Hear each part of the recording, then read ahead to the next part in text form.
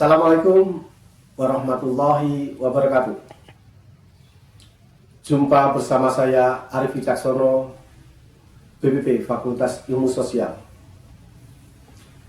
Pada kesempatan ini, saya akan menjelaskan bagaimana membuat pertanggungjawaban keuangan.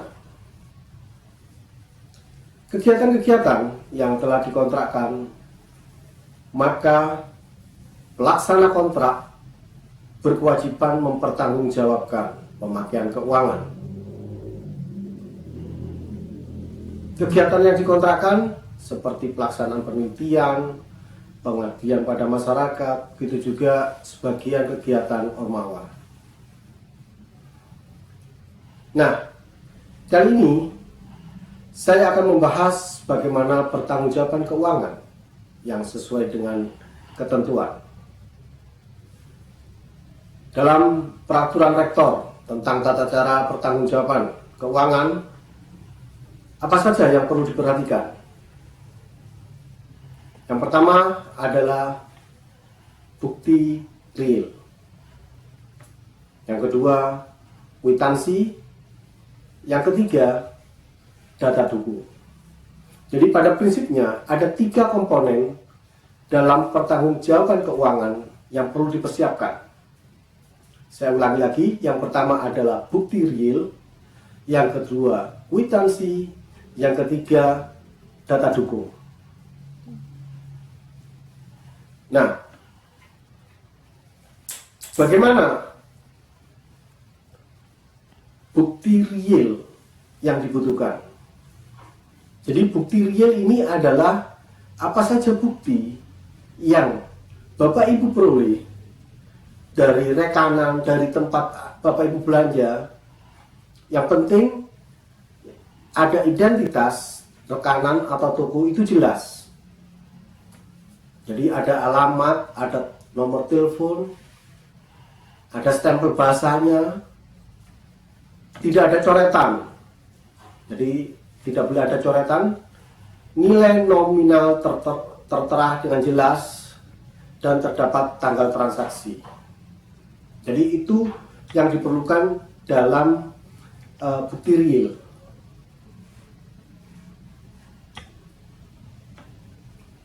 Yang kedua, kwitansi. Jadi kwitansi ini adalah berkas yang terstandar. Jadi punya standar baku yang sudah ditentukan. Bapak Ibu bisa melihat pada kwitansi ini, ya, apa saja bagian-bagian yang dikwitansi. Kita bisa lihat, yang pertama adalah identitas kwitansi.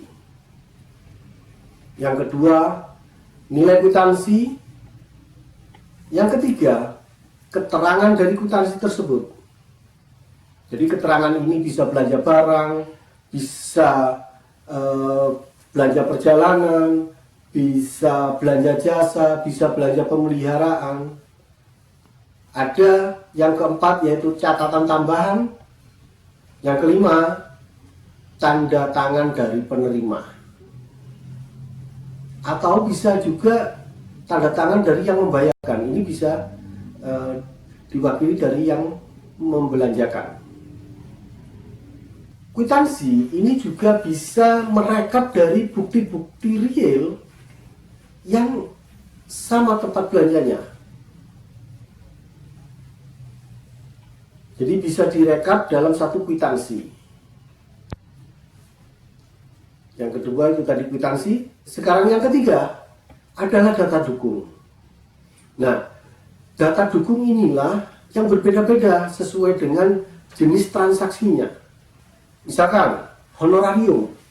Honorarium dalam kondisi seperti pandemi saat ini, ada surat edaran yang dikeluarkan oleh Wakil Rektor bagaimana ketentuan yang bisa kita pakai sebagai pertanggungjawaban ketika kita mengeluarkan honorarium. Terutama sekarang marak diselenggarakan webinar atau daring. Ya, jadi kalau Bapak Ibu pelaksana pengabdian menyelenggarakan webinar, maka ketika kita membayarkan honorarium diperlukan adanya data dukung, surat keputusan dekan, undangan, materi dari narasumber, dokumentasi pelaksanaan, serta jadwal. Nah, jadwal ini menunjukkan nanti berapa jam honorarium yang diberikan kepada pemateri. Yang kedua, ada konsumsi. Data dukungnya yang diperlukan itu undangan, daftar hadir. Daftar hadir ini sejumlah dengan konsumsi yang dikeluarkan, serta pembelian konsumsi, notula. Kalau sewa bagaimana?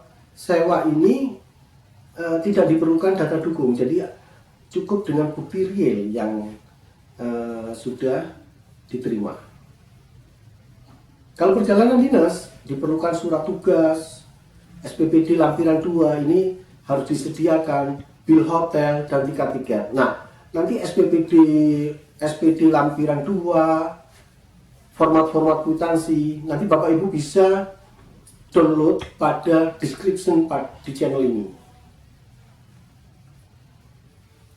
Nah, itu tadi 3 komponen utama, yaitu bukti real, kwitansi, sama data dukung. Karena data dukung ini berbeda-beda sesuai dengan jenis transaksinya. Setelah itu, bagaimana menyusun pertanggungjawaban keuangan ini? Susunan yang pertama adalah kwitansi. Setelah itu di belakangnya ada nota belanja atau bukti realnya, ada undangan, daftar hadir, dan notula. Kalau perjalanan dinas, surat tugas perjalanan, paling depan sendiri nanti kwitansi penerima. Setelah itu nanti ada SPPD lampiran 2 yang sudah distempelkan di tempat tujuan. Ada bukti-bukti tiket perjalanan, ada bil hotel kalau ada penginapan. Setelah itu ada rincian. Itu kalau perjalanan dinas. Kalau honorarium seperti tadi, yang pertama syaratnya adalah narasumbernya dari luar Universitas Negeri Malang, kwitansi yang membayarkan, bukti transfer karena pelaksanaannya sekarang ini rata-rata adalah menggunakan daring, surat tugas atau surat keputusan dari dekan, jadwal kegiatan, serta materi penyajian. Kalau belanja pendaftaran seminar bagaimana? Kwitansi dari penyelenggara, bukti transfer, surat undangan, serta surat tugas mengikuti seminar. Nah, itu tadi Bapak Ibu bisa membuat laporan pertanggungjawaban secara benar. Demikian yang bisa saya sampaikan. Apabila ada pertanyaan-pertanyaan, Bapak Ibu bisa menuliskan di komen pada channel ini.